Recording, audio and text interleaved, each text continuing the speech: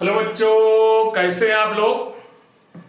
तो आज का दिन कैसा है आप लोगों का। बहुत अच्छा जाए, भगवान से प्रार्थना करते हैं। तो बच्चों, हम आज फिर से सॉल्यूशन नामक चैप्टर का अगला टॉपिक लेकर के हाजिर हुए हैं। जो बच्चे हमारे कक्षा 11 से 12 में जा रहे हैं वो बिल्कुल तैयारी के साथ बैठें, क्योंकि आज बहुत कुछ मिलने वाला है आप लोगों को।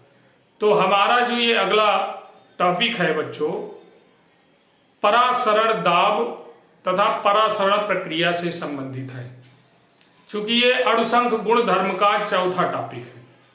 बच्चों, इस टॉपिक को पढ़ने के बाद आपके अणुसंख गुण धर्म क्लियर हो जाएंगे। इसमें बहुत चीजें आपको समझना पड़ेगा, क्योंकि इसमें आपको पहले जानना है विसरण क्या है, फिर परासरण क्या है, फिर परासरण प्रक्रिया में जो अर्धपारगम झिल्ली है वो क्या है, सेमी परमेबल मेम्ब्रेन क्या होती है, उसका क्या फंक्शन है। ये सारी जानकारी लेने के बाद फिर इसमें आपका डेरिवेशन करेंगे परासरण दाब का, फिर वान-हाफ गुणांक से संबंधित समीकरण भी प्राप्त करेंगे।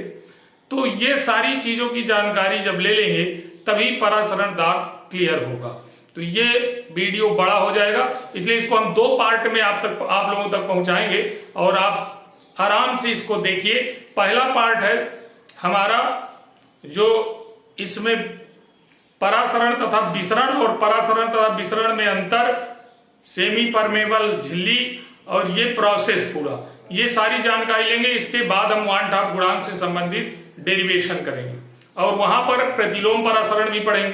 तो बच्चों आइए चलते हैं, देखते हैं। पहले हम जानते हैं परासरण से पहले हमें विसरण और परासरण दोनों में अंतर भी जानना, परिभाषा भी जानना क्या। तो देखिए विसरण क्या है बच्चों, किसी विलेय को विलायक में घोलने पर विलेय कणों का अधिक सांद्रता से कम सांद्रता की ओर, इसको मैंने हाईलाइट कर दिया है। हाँ तो बच्चों, ये मैं हाईलाइट कर रखा हूं, तो इस हाईलाइट को समझो। अधिक सांद्रता से कम सांद्रता की ओर स्वतः गति करके समांगी विलयन बनाना विसरण कहलाता है। यह है आपकी विसरण की परिभाषा। तो पहले विसरण को हम समझते हैं। डिफ्यूजन क्या है, डिफ्यूजन जैसे मान लीजिए उदाहरण के लिए हम आपको बता दें, एक हमारा ये बंद कमरा है, ये बंद कमरे में हम लोग इस किनारे पर एक इत्र की शीशी खोलते हैं। ये है इत्र की शीशी, मान लेते हैं ये इत्र की शीशी है। इसका ढक्कन खोलते हैं तो इत्र की शीशी की जो सांद्रता है, कंसंट्रेशन है, इसकी सांद्रता बहुत अधिक है, अधिक सांद्रता है इसमें। अब अधिक सांद्रता वाले विलयन का ढक्कन खोला गया तो इस कमरे की जो वायु भरी हुई है इसमें वायु, तो ये टोटल विलायक है, इसकी सांद्रता बहुत कम है। तो होता क्या है कि इस शीशी के कण स्वतः बाहर निकलकर पूरे कमरे में घूमने लगते हैं, विसरित होने लगते हैं, फैलने लगते हैं। अगर कोई व्यक्ति यहां पर खड़ा है, यहां पर खड़ा है, तो उसको इसकी खुशबू खुशबू महसूस होने लगती है। इससे सिद्ध होता है कि हमारे शीशी के कणों को कोई यहां से यहां तक नहीं ले गया, हालांकि वह स्वतः विसरित होकर यहां पहुंचे। यानी अधिक सांद्रता वाले कण कम सांद्रता वाले कमरे के वायु के अंदर भ्रमण करने लगे हैं, विसरित होने लगे हैं। यह प्रक्रिया हमारी क्या कहलाती है, विसरण कहलाती है बच्चों। दूसरा एग्जाम्पल अगर आपको दिया जाए, मान लीजिए कोई पात्र आप घर में रख लीजिए, ये एक बर्तन है, टब जिसे कह सकते हैं, या कोई भी पात्र है, इसमें शुद्ध विलायक यानी हमारा जल भरा हुआ, और इसमें कोई कलर का एक टुकड़ा डाल देते हैं, रंग का टुकड़ा डाल दे, रंग, ये टुकड़ा डाल दिया। जैसे ही डालेंगे तो इसकी सतह पर थोड़ी देर बाद पूरी सतह रंगीन हो जाती, रंगीन हो जाती। इससे सिद्ध होता है कि ये जो हमारा रंग था ये अधिक सांद्रता वाला विलेय था, और जैसे ही विलायक में डाला तो इसकी पूरी सतह कलर्ड हो गई, अर्थात इसका तीव्र गति से विसरण होने लगा।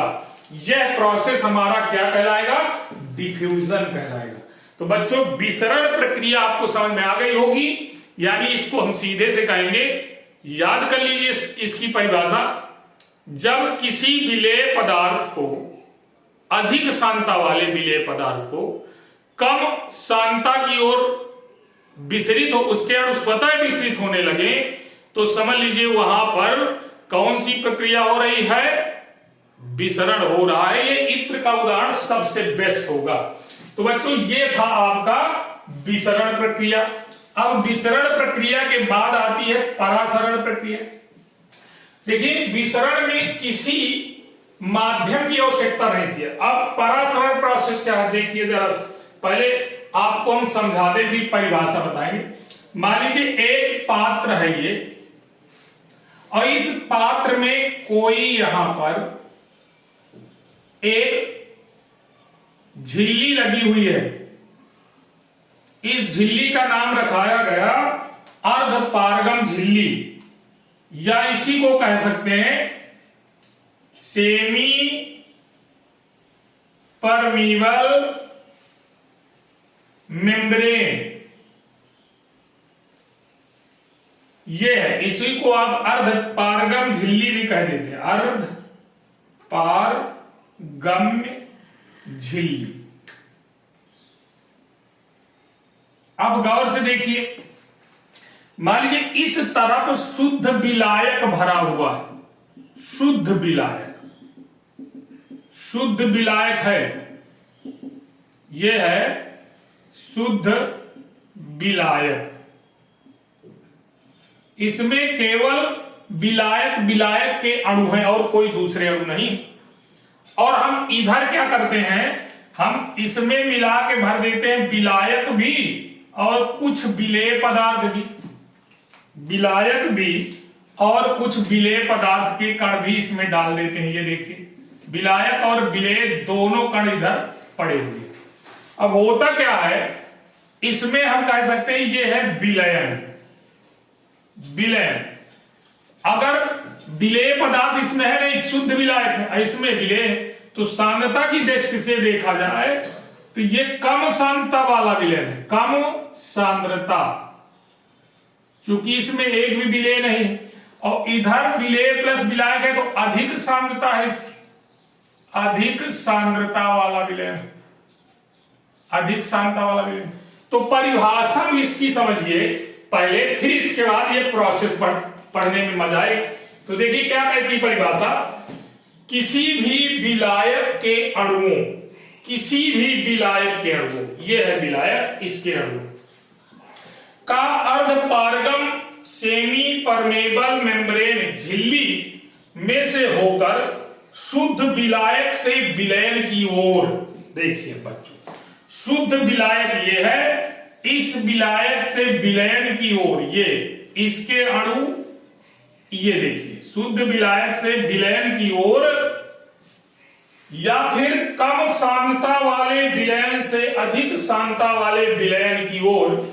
ये देखिए इसकी कम सांद्रता थी और ये अधिक सांद्रता वाले विलयन की ओर गति करने लगते हैं या गमन करने लगते हैं। इस प्रक्रिया को परासरण कह देते हैं, ऑस्मोसिस कह देते हैं।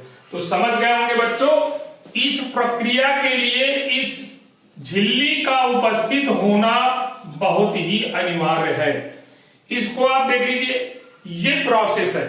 अब आप अच्छे तरह जान गए होंगे अब ये झिल्ली क्या है, जो हमारी सेमी परमेबल झिल्ली है, इसकी भी परिभाषा कई बार बोर्ड एग्जाम में पूछी गई है और कभी कभी इसके टाइप्स के बारे में भी पूछ लेता है।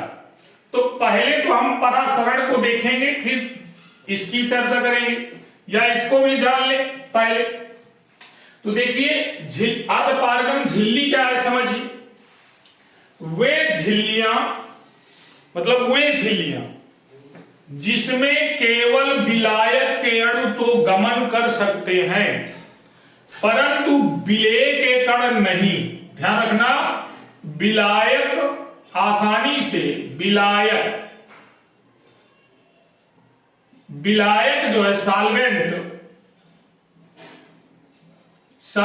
तो आपके चले जाएंगे, सॉल्वेंट के विलायक के अणु चले जाएंगे, गमन कर जाए। लेकिन उसके रिवर्सिबल में विलेय मतलब सल्यूट, सल्यूट के मॉलिक्यूल्स जो अणु है, अणु नहीं आपके गमन कर पाते, यानी बहुत कम मात्रा में गमन कर पाते। अगर गमन करते भी हैं, छोटे छोटे कण हैं तो निकल आगे नहीं, बिल्कुल नहीं कर पाती। ये समझ, ऐसी झिल्लियों को हम अर्धपारगम झिल्ली कहते हैं। इसकी सबसे बड़ी विशेषता है कि कम सांद्रता वाले विलयन के या विलेय के या विलायक के कण अधिक सांद्रता वाले विलयन की ओर गमन कर लेंगे, बट अधिक सांद्रता वाले के कण विपरीत दिशा में नहीं आते। अब ये बात थी हमारी। अब ये हमारी बात आती परासरण कितने प्रकार का होता है। तो देखिए परासरण भी हमारे दो भागों में डिवाइड किया गया है। परासरण प्रक्रिया का जो पहला नंबर है बाह्य परासरण, बाह्य परासरण, बाह्य परासरण। अब दूसरा नंबर इसको हम कह सकते हैं एक्सो ऑस्मोसिस। इंग्लिश मीडियम वाले बच्चे भी आराम से समझ सकते हैं इसको। और दूसरा है हमारा अंतः परासरण, अंतः परासरण। दो प्रकार के परासरण प्रोसेस होते हैं, एक बाह्य परासरण, एक अंतः परासरण। इसको हम कह सकते हैं एंडो ऑस्मोसिस। एक्सो और एंडो दो प्रकार के ऑस्मोसिस हैं, अंतः परासरण और बाह्य परासरण। तो बच्चों हम आप ऐसा करिए, इसका स्क्रीनशॉट ले लीजिए, नहीं तो हम आगे इसको मिटाने वाले हैं। ठीक है, ले लिया। चलो अब इसको हम मिटा करके देखिए, आपको बता दें। अब बात आती है इन दोनों परासरण प्रक्रिया की। तो आप समझिए बाह्य परासरण क्या है और अंतः परासरण क्या है। सबसे पहले अगर हम किसी पात्र में द्रव भर देते हैं, जल भर दिया अच्छी तरह से, इसमें द्रव भर दिया और द्रव भरने के बाद इसमें पिचका हुआ किशमिश डाल दिया। किशमिश आप जानते हैं, पिचका हुआ एक किशमिश डाल दिया। पिचका हुआ अंगूर होता है एक किशमिश, इसको कहते हैं किशमश, किशमिश। इसको जैसे ही आप सॉल्यूशन में डाल देंगे और रात भर उसको पानी में पड़ा रहने दीजिए, जल में, ये विलायक है। अब देखिए इसमें प्रोसेस रात में क्या हुआ कि ये जल के अंदर पूरी तरह फूल जाएगा और ये अंगूर का रूप धारण कर लेगा, यानी ये अंगूर जैसा, शुद्ध अंगूर जैसा फूलकर बड़ा सा आकार ले लेगा, अपने पूरे शेप में आ जाएगा। अर्थात ये फूल जाता है, अंगूर जैसा हो जाता है, अंगूर जैसा। अब देखिए अंगूर जैसा जैसे हो गया, क्या हुआ इसमें बाहर से अंदर की ओर, बाहर वाला द्रव अंदर की ओर गया, यानी ये विलायक अंदर की ओर अधिक सांद्रता, यहां किशमिश के अंदर अधिक सांद्रता का सॉल्यूशन भरा है और विलायक की सांद्रता कम है, तो कम सांद्रता वाला क्या किया, अंदर की ओर चला गया। तो इसकी सांद्रता थोड़ा सा कम हो गई क्योंकि इसमें द्रव आ गया, और अधिक इसमें परासरण नहीं हो सकता, चूंकि एक अंतिम स्टेज तक इसके अंदर परासरण प्रोसेस होगा और इसकी दीवार में एक दाब काम करने लगेगा, एक बाहर की ओर से दाब लगेगा, यानी अंदर का जो दाब होगा बाहर के दाब के बराबर होगा, तो परासरण प्रोसेस रुक जाएगा। यही अभी आप पढ़ने वाले हैं, परासरण दाब क्या है, यानी परासरण प्रक्रिया कब रुकती है, एक निश्चित प्रसर पर रुकती है। यह है आपका अंतः परासरण प्रोसेस। अब बात आती है, यह है आपका अंतः परासरण, सॉरी बाह्य परासरण, अंतः परासरण है सॉरी। अब इसके बाद हम पढ़ते हैं बाह्य परासरण प्रोसेस, यानी हम इसी का अपोजिट ले लें कि मान लीजिए यहां पर गाढ़ा पदार्थ, बिल्कुल गाढ़ा पदार्थ, शक्कर का सीरा, आपने देखा होगा शक्कर का सीरा, जैसे जलेबी वगैरह बनाने में लोग बनाते हैं, तो उस सीरे में हम कोई अंगूर डाल दे, ये अंगूर है, अंगूर। अब देखिए अंगूर क्या करेगा, चूंकि अंगूर के अंदर का जो ये सलूशन है इस सीरे के सलूशन से कम सांद्रता वाला है, यानी अंगूर का जो अंदर वाला विलयन है इसकी सांद्रता यहां पर भरे हुए शक्कर की सांद्रता से कम है, ये ध्यान से रखिए। तो अब होगा क्या, इसकी सांद्रता कम होने के कारण ये सलूशन बाहर की ओर निकलने लगता है, यानी अंदर का भाग जो सलूशन है वो बाहर सीरे की ओर चलाता है, और जैसे इस सीरे में आता है तो यहां पर प्रोसेस क्या होता है, वो इसका जस्ट अपोजिट हो जाता है, यानी यह पिचक जाता है, हल्का फुल्का पिचक जाता है, यानी इसमें क्या हुआ, इसका द्रव जो था बाहर की ओर चलाया, और इसमें ये जब पिचक गया तो समझ लीजिए इसमें कौन सा पर ये पिचक गया, पिचका हुआ अंगूर। ये पिचकने पर यहां पर बाह्य परासरण हुआ, बाहर की ओर यहां पर जो परासरण हुआ वो कैसा हुआ, एक्सो ऑस्मोसिस, एक्सो ऑस्मोसिस प्रोसेस हुआ यहां पर। ये था हमारा फूलने, ये जो आपका अंगूर है ये फूला हुआ है, इसमें हुआ एंडो ऑस्मोसिस, ऑस्मोसिस प्रोसेस हुआ। तो ये दो प्रकार का प्रोसेस है बच्चों, ध्यान से समझिए। परासरण दाब पढ़ने से पहले हमें इन चीजों को अत्यधिक रूप से जानकारी लेना चाहिए, अन्यथा की स्थिति में हम जो अगर यहां से कोई प्रोसेस क्वेश्चन आ गया बोर्ड एग्जाम में तो हम रह जाते हैं। जैसे तमाम बच्चे पूछते हैं कि सर अगर चने को हम पानी में डालते हैं तो वो फूल जाता है, क्यों, इसमें कौन सा परासरण हो रहा है, तो आप परेशान हो, स्पष्ट देख लीजिए। अगर चना हम यहां डाल दें, चना मान लीजिए सूखा हुआ है तो उसके अंदर का जो सॉल्यूशन है बिल्कुल एकदम गाढ़ा है, उसकी सांद्रता बिल्कुल ड्राई है, और जैसे ही आप उसको डालेंगे चने के बाहर का जो भाग होता है वो अर्धपारगम झिल्ली उसमें होती, तो जब जल विलायक उसमें आएगा उसकी विलायक की सांद्रता कम है तो चने के अंदर पानी प्रवेश करने लगेगा। तो जब बहुत देर तक चना पानी में पड़ा रहेगा तो अत्यधिक मात्रा में तब तक फूलेगा जब तक अंदर का दाब बाहर के दाब के बराबर नहीं हो जाता, यानी परासरण प्रोसेस नहीं रुक जाता, तब तक ये प्रोसेस होता रहता। तो इसमें आपको बहुत चीजें सीखने को मिली हैं, ये बहुत अच्छी डीपली जानकारी मैं आपको दे रहा हूं। कोई भी फल या कोई भी अनाज का दाना अगर वो फूल रहा है तो उसमें आप जान रहे हो अंदर की ओर सलूशन जा रहा है, और फूलने वाले प्रोसेस को अंतः परासरण कहते हैं, यानी एंडो ऑस्मोसिस प्रोसेस कहते हैं। तो आप जान लीजिए ये बहुत एक नंबर का विकल्प अच्छे अच्छे कंपटीशन में आ जाता है, तो ये जान लीजिए। अब आगे हम बढ़ते हैं, अब इसको मिटा देते हैं। आगे हमारी बात आती है कि अब ये जो हमारी अर्धपारगम झिल्ली है वो क्या है। मैंने अभी बताया था कि वे झिल्लियां जिनमें केवल विलायक के अणु तो भेद कर आर पार जा सकते हैं, परंतु विलेय के अणु भेद कर आर पार नहीं जाते, और अगर गए भी तो बहुत कम अल्प मात्रा में जा पाते हैं, ये आपको ध्यान में रखना।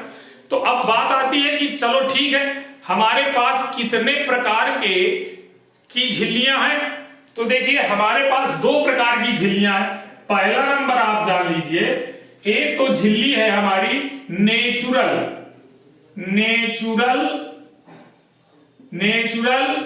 सेमी परमीबल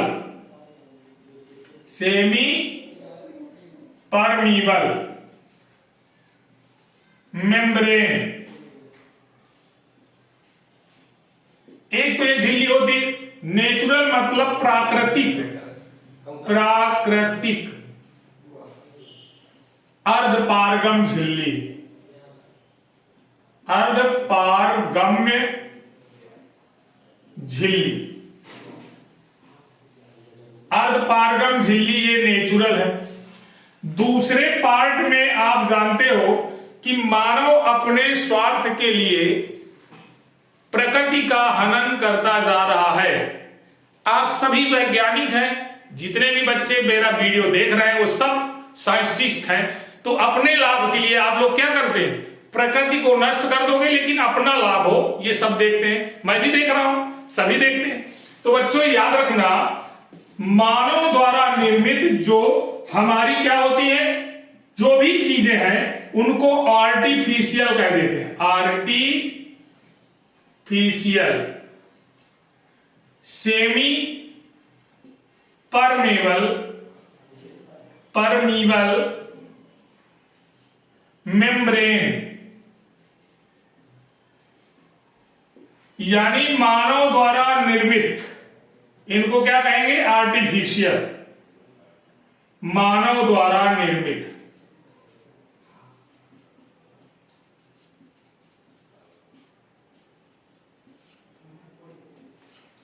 तो अब बात आती है कि जो प्राकृतिक झिल्लियां हैं, जैसे मैंने अभी अंगूर के बारे में बताया और तमाम प्रकार की झिल्लियों के बारे में बताया कि जो मानव द्वारा निर्मित है वो बाद में समझिए। अगर हम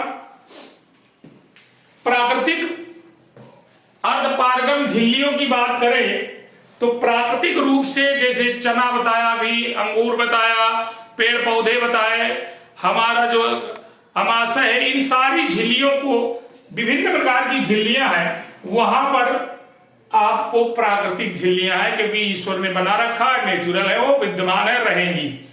तो बच्चों प्राकृतिक झिल्लियों में कुछ बहुत, थोड़ा बहुत विलेय के कण भी चले जाते हैं आर पार।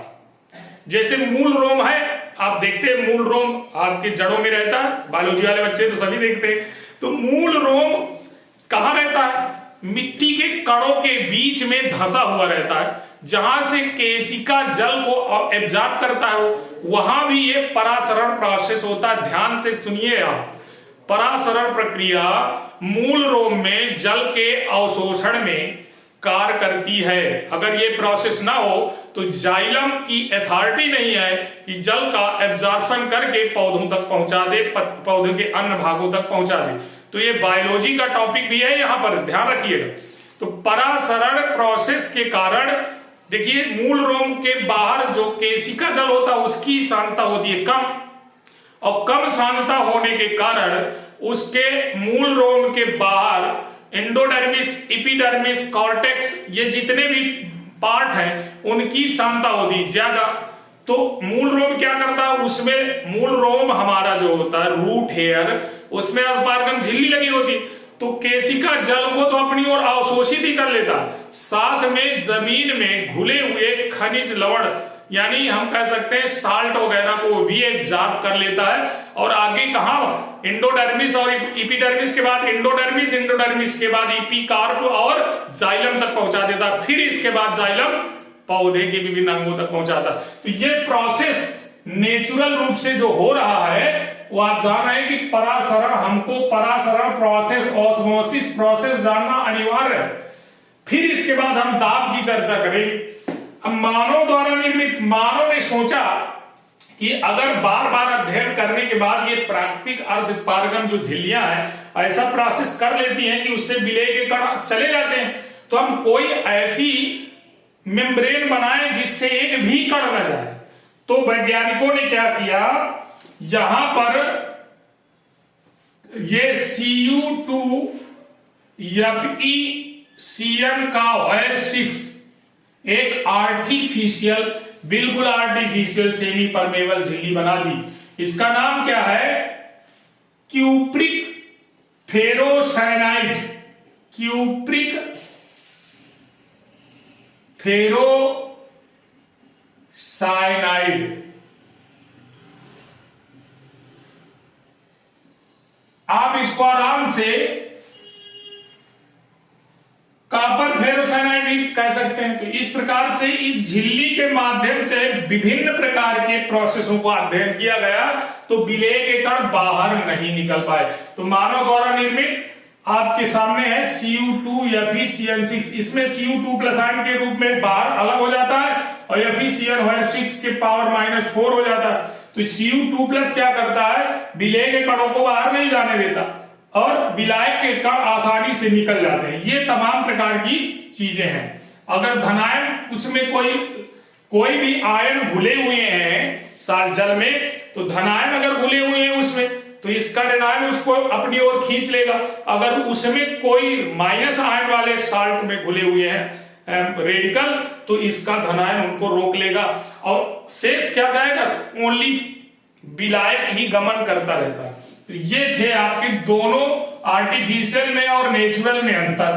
तो ये आप जान गए होंगे कि झिल्लियां कितनी प्रकार की हैं। अब बात बच्चों आती है हमारी परासरण तथा विसरण में अंतर की। ये बहुत बोर्ड परीक्षा में बार बार पूछा गया क्वेश्चन। आप इसको भी एक बार पढ़ लीजिए और फिनिश करिए इसका टॉपिक। फिर परासरण दाब की चर्चा हम अलग से अकेले करेंगे, उसका एक वीडियो अलग से बनाएंगे, नहीं तो ये वीडियो बहुत ही बड़ा हो जाएगा, आप लोग बोर हो जाएंगे इसको पढ़ते पढ़ते। क्योंकि कक्षा 11 से 12 में जब बच्चा जाता है तो किसी भी टॉपिक से अनभिज्ञ होता है। कंपटीशन में जो बच्चे हैं वो आसानी से इसको समझ लेंगे। मैं चाहे जितना बड़ा लॉन्ग वीडियो बना दूं, वह सरलता से समझकर आसानी से उसको आगे देख करके समझते रहेंगे। तो आइए मैं छोटे से बड़े को और बड़े से छोटे को, यानी छोटे बच्चे कम समझदार होते हैं, बड़े सीनियर जो बच्चे होते हैं सब कुछ पढ़ा हुआ उनका होता है, उनको तो रिवीजन चाहिए, तो एक बार वो भी रिवीजन कर लेंगे, उनको फिनिश हो जाएगा। आप लोग बिल्कुल तैयारी के साथ बैठे। तो बच्चों याद रहे, जो मेरी वीडियो में नए हो वो वीडियो बार बार नए देखना चाहते हैं, अगर नया अपडेट लेकर के मैं आता हूं उनको दिखाने के लिए, तो तुरंत सब्सक्राइब कर लें मेरे चैनल को। नए नए अपडेट्स आपको मैं रोज अवेलेबल कराऊंगा, और अगर आप सब्सक्राइब नहीं किए होंगे तो मेरे नए नए अपडेट्स आप तक नहीं पहुंच पाएंगे। मेरा केवल आप तक नए नए अपडेट्स पहुंचाने का कार्य है। इसीलिए मैं कहता हूं आप लोग जो नए जुड़े रहे हैं, नए चैनल को देख रहे हैं, वो तुरंत सब्सक्राइब कर ले। तो देखिए हमारा है विसरण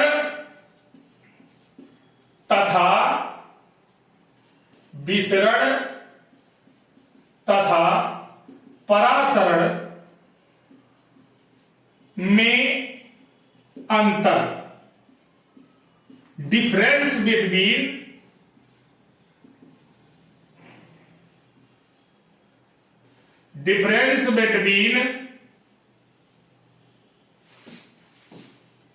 डिफ्यूजन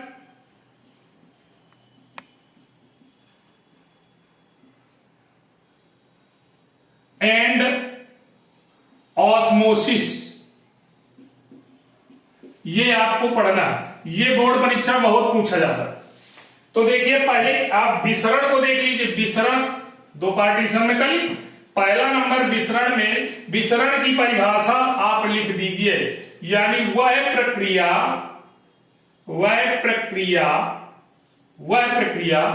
जिसमें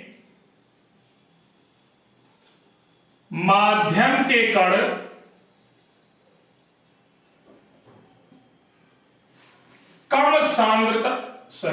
अधिक सांद्रता से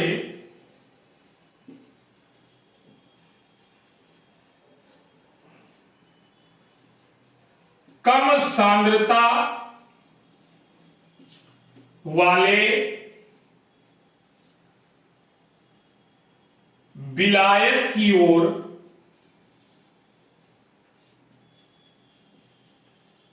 गमन करते हैं।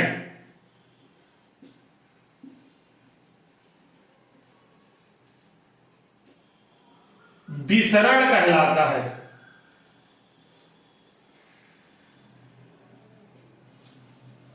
इसका जस्ट अपोजिट हम देखेंगे, जो आपका दूसरा इधर आता है आपका परासरण, तो लिखेंगे वह प्रक्रिया जिसमें माध्यम के कण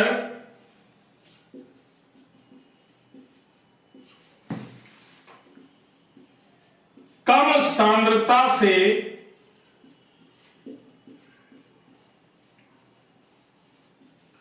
अधिक सांद्रता की ओर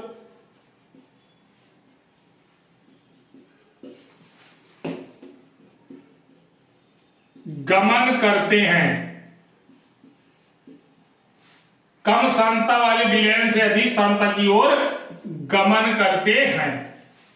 क्या कहलाता है? परासरण कहलाता है, परासरण कहलाता है। अब दूसरा नंबर देखिए इसका, अभी आपने पढ़ा इसमें दूसरे नंबर में, इसमें अर्धपारगम झिल्ली की आवश्यकता होती है। अर्धपारगम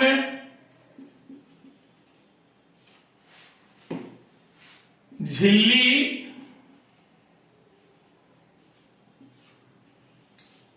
की उपस्थिति में यह प्रक्रिया होती है। देख रहे हैं? और इसमें अर्धपारगम झिल्ली की आवश्यकता नहीं पड़ती। अर्धपारगम्य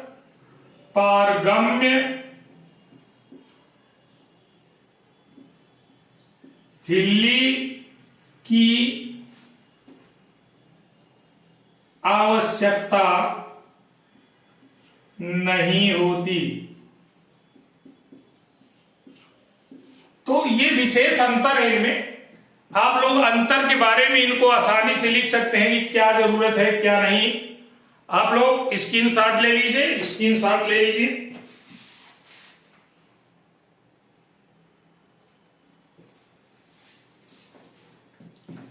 तो ये था बच्चों आज का हमारा वीडियो, जिसमें हमने कई चीजें सीखी। पहली बात तो हमने विसरण सीखा, फिर इसके बाद परासरण सीखा, फिर इसका परासरण कितने प्रकार का होता है ये सीखा कि बच्चों अर्धपारगम झिल्ली क्या है इसके बारे में जानकारी ली, अर्धपारगम झिल्ली कितने प्रकार की होती है ये जानकारी ली। इसके बाद आपने देखा विसरण तथा परासरण में अंतर। इन सभी चीजों को आप तैयार करिए, बोर्ड परीक्षा में यहां से एक प्रश्न जरूर पूछा जाता है। अब अगले वीडियो में आप पढ़ेंगे परासरण दाब। तो thank you, have a nice day.